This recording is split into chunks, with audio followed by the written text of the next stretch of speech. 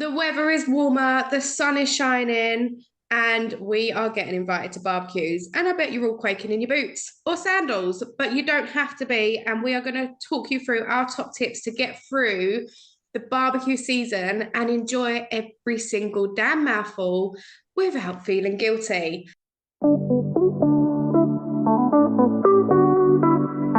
Welcome to our podcast, Fuck the Diet Cycle, with myself, Lauren Knight, and Abby Lodge.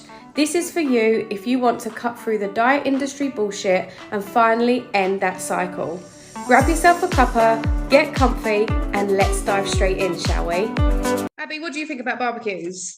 I personally love a barbecue. From both a weight loss perspective and a social perspective, I think barbecue season is possibly one of the easiest seasons to navigate on a weight loss journey because it's not a closed off thing. So obviously when you go to a barbecue, what's cooking? It's generally meat, barbecued meat, and you have your salads and all things like that available.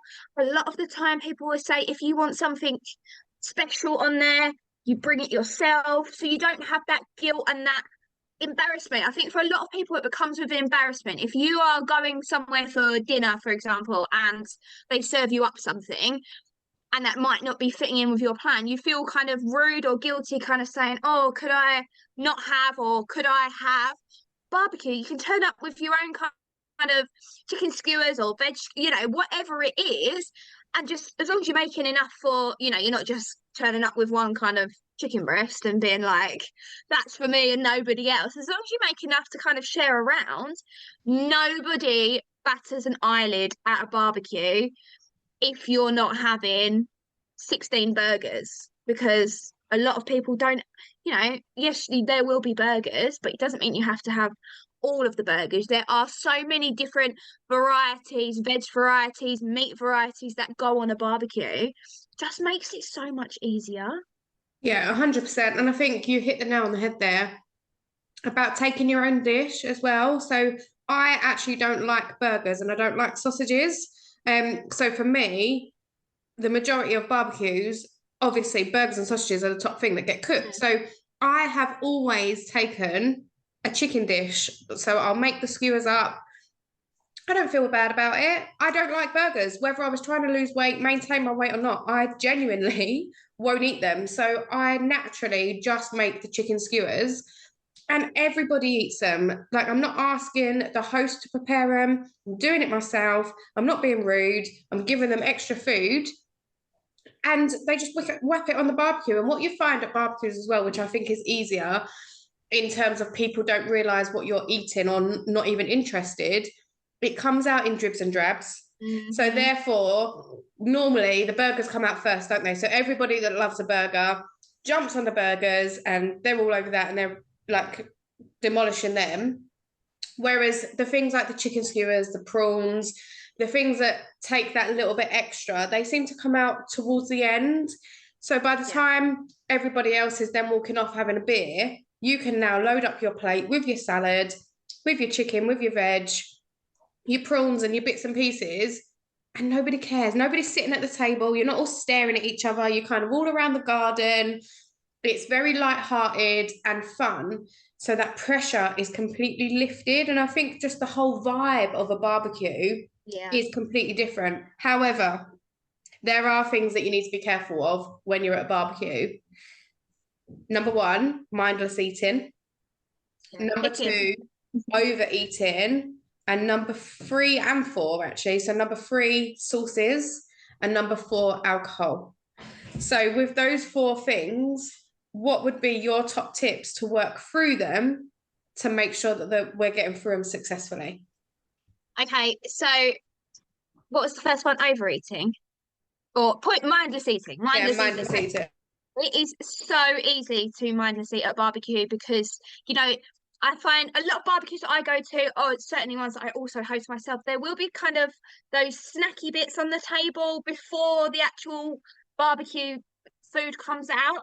So just being very aware if there are crisps or savory dip things or whatever on the table. Be aware of what you're doing, because it is so easy to be sitting there in a conversation just dipping and dipping, and before you know it, you're like, oh shit, I've eaten half a bag of crisps here, like a share bag.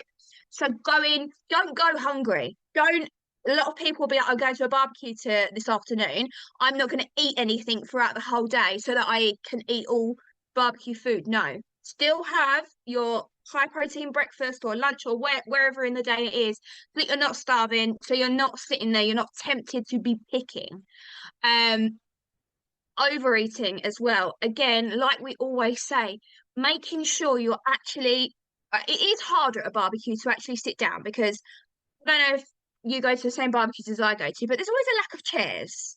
Um, so a lot of people, especially the men, they will like to stand up and kind of eat around barbecue, talking and putting the world to rights.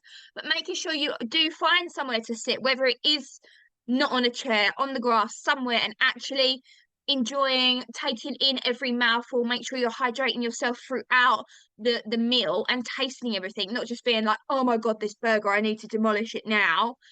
Eating it, enjoying it, tasting it, and acknowledging how your body's feeling. If you're starting to feel that little, that full feeling, the heavy feeling at the bottom of your tummy, stop. Don't push it and push it and push it, because you're at a barbecue. Like, and sauces are, and they always, for me, were the biggest killer when it comes to trying to lose weight, because totally separate from barbecues, I would go to the Harvester and I would never ever eat a meal. I would always be, I'm getting a salad. But I wasn't actually getting a salad. I wasn't getting any actual salad stuff. I was getting the pasta and the potato sauce, and I was smothering it in Thousand Island sauce, because that to me was, I'm having a salad and that's good, right? Well, no, you've got no colour on your plate still, apart from the Thousand Island dressing.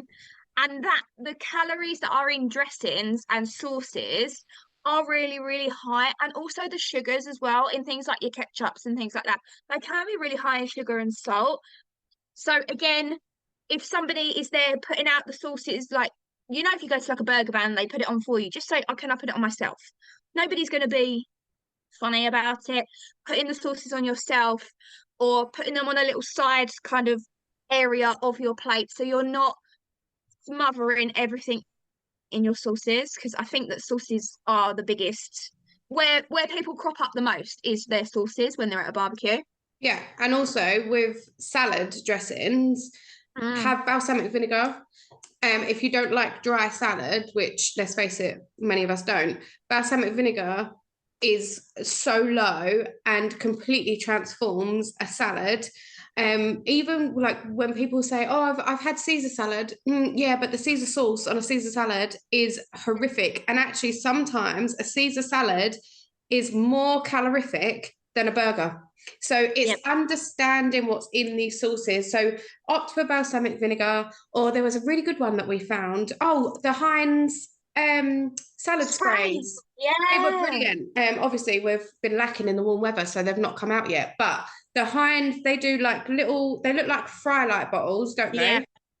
They've got 4 different flavors, and they're 1 calorie a spray. Yeah. Again, it's just adding that little bit of liquid to your salad, as well as a little bit of flavor, without adding the shitload of sugar and calories that you don't even realize you're consuming. You think you're being healthy when actually you may as well have just gone for the burger anyway.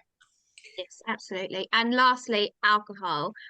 We're not going to sit here and say, if you're going to a barbecue, don't drink alcohol, because there is always going to be alcohol, but choosing your alcohol wisely. And actually, so I don't really drink, so I will be more than happy to go to a barbecue and say I don't want to drink. And if somebody says, well, you're not drinking, no, I don't want to feel like shit the next day because I'm not drinking. But taking your diet mixers, opting for those kind of lower calorie spirits and things like that over your wines and your beers and your sugary beers and things like that is really going to help you. But also keeping yourself hydrated with water in between, because if you're going and you're sinking, I don't know, vodka and coke after vodka and coke, you're going to get drunk very, very quick. two, that's a hell of a lot of calories. Whereas if you're having like one vodka and then having some water in between that, it doesn't mean you have to sit there with two on the go, like I've got to drink my water before I drink my alcohol. No.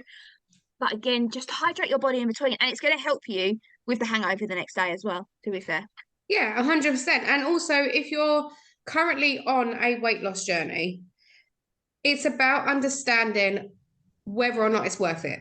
Mm. So nobody can tell you that you can't do something. You can't tell yourself, I can't do this, because the more you do that, that inner rebellion is going to go, well, actually, sod it. And what's going to happen? You're going to end up drinking so much that you're going to be hanging for days. So it's about asking yourself, right, okay, going to such and such barbecue tomorrow, or you might even be hosting it yourself. Am I going to drink alcohol? And what you need to ask yourself here is, do I really need it? Do I really want it? And the consequence of me drinking it, is it worth it? If the answer is yes, drink.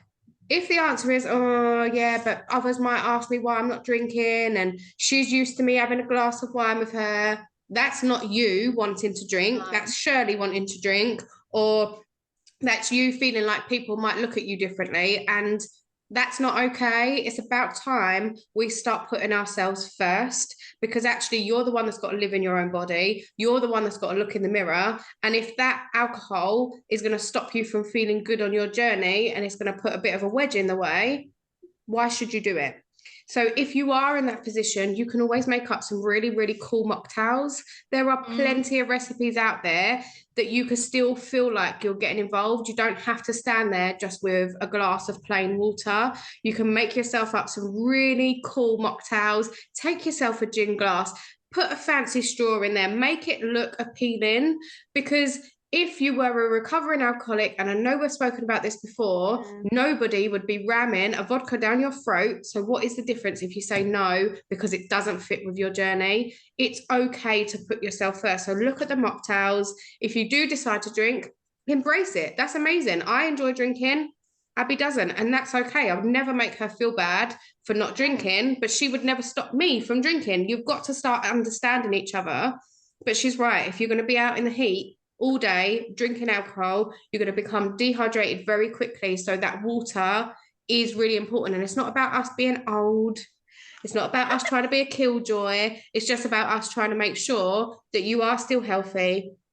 This isn't about your weight loss. It's about how you've got to feel the next day. Nobody likes waking up thinking that they've just eaten Gandhi's flip-flop.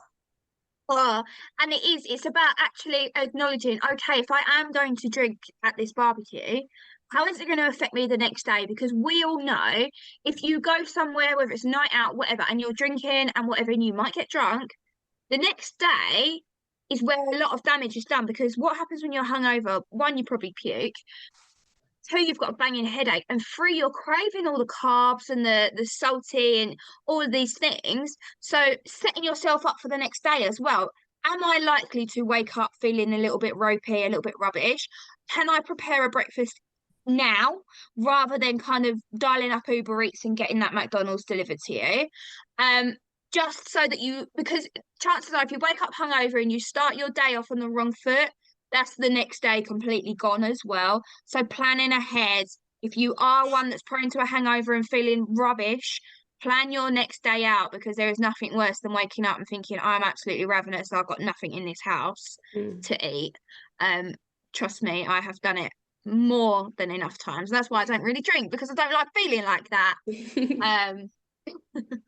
But yes, It is planning important. It is, because that's, like you say, it's not necessarily the event, it's not the barbecue, it's not the night out, it's none of that. It's what that leads on to. So making sure you're prepared is really, really important. That's a really good tip. But also at the bottom of all of this, what we are trying to say and what we're trying to put together here is you need to socialize. You need to attend these barbecues. You need to go out, and just because you're on a weight loss journey or you're trying to maintain your new weight that you've got to, that's fantastic. Embrace it. Does not mean that you become a recluse, because you are never going to learn how to deal with a barbecue if you don't turn up. If you need support, reach out to us. Let us help you. We can put things in place to show you what it looks like. But just know all of these tips that we've just given you on this podcast work, and you can put them in place. So take your own dish. Make sure that you're being mindful around the snacks that are on the table. Don't graze throughout the day. Actually, just have one plate and know that everything on there you can consume guilt-free. If you're going to drink, be sensible about it. Stay hydrated. If not, take your mocktails.